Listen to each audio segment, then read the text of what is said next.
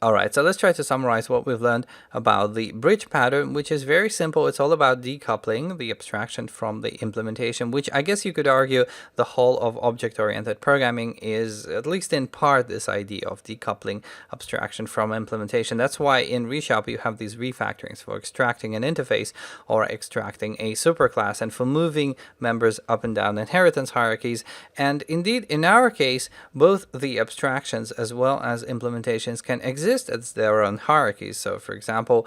in the case where we had the UML class diagrams, I showed you that essentially you can simply take the functionality related to the operating systems and you can take them outside of the main inheritance hierarchy and have them as a separate hierarchy that you then refer to. So essentially we have the abstraction as one hierarchy, the implementation as another hierarchy, and then we use aggregation to kind of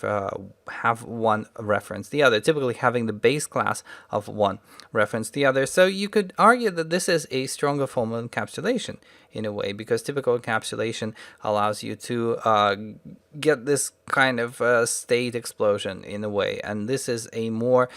neater way of performing encapsulation by essentially kind of compartmentalizing the different parts of the system that you have to encapsulate instead of just going with this all-out inheritance approach.